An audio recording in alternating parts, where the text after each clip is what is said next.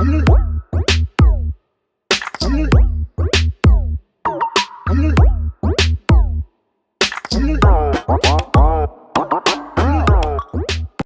everyone, it's Paul, and welcome to another roller coaster review.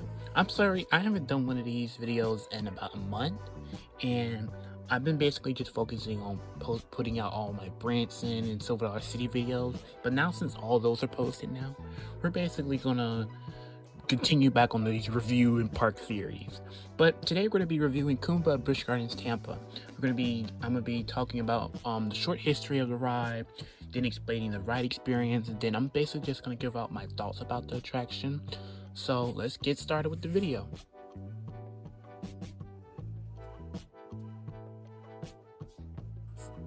Kumba is a steel roller coaster produced by Bollinger & Mabillard, or short for B&M, located at Busch Gardens, Tampa in Tampa Bay, Florida, USA.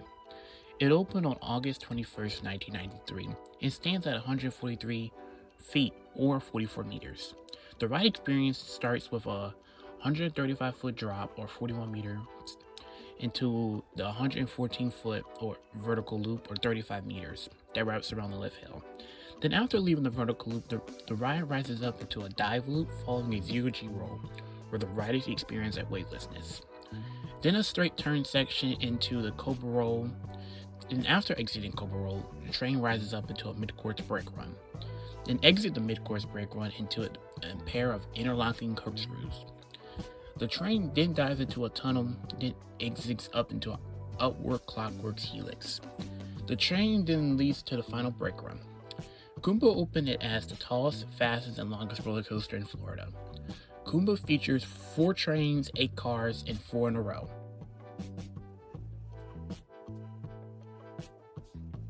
Now, my first experience with Kumba was back in July of 2022. It was unfortunately running one train, and I was able to get a front row and back row ride on it. And let me say this from the get-go, is that it's 100% a back row ride. But my first impressions of this ride is that it's visually stunning. The bridge you walk up to, you see the iconic corkscrew. It is actually, I was like freaking out because I always seen that picture of the interlocking loops always on pictures and videos, but actually seeing it in person was like crazy. But it did have a pretty long line, but I was able to use my quick queues I got with my vacation packages I got. But my first really thoughts about the station and everything, it was pretty. Like, I really like the aesthetic it has and everything. It's a really, really, really nice theme, nicely themed. But now the ride experience. Okay, let me talk about the back row ride experience. That ride is extremely whippy. Like, I just say this ride is a textbook definition of intense being a looper. Like, I was not let disappointed. It was extremely intense. Now, my favorite part personally was definitely that zero-G roll. Like, it had me straight up like, what just happened?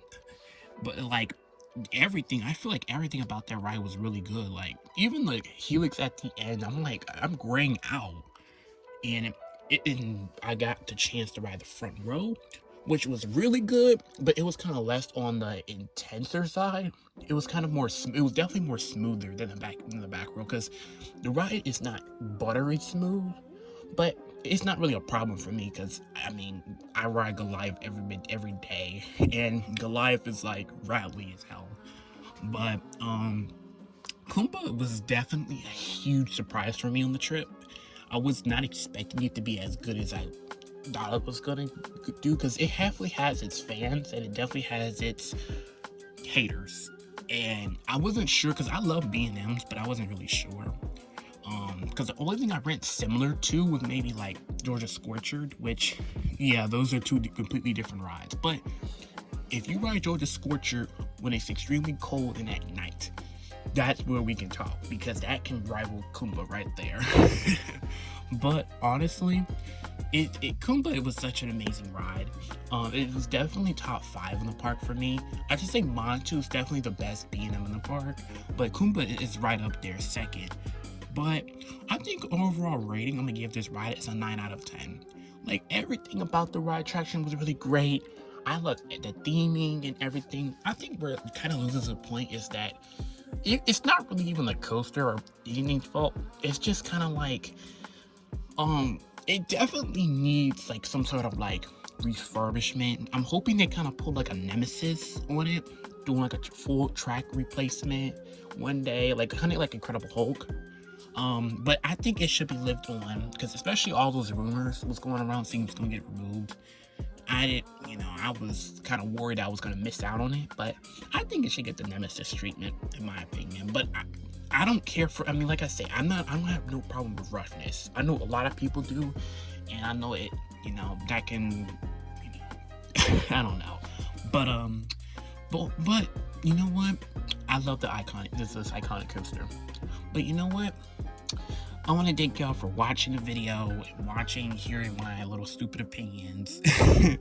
But don't forget to leave a like and subscribe, and stay tuned for more videos coming on in the future. So peace out.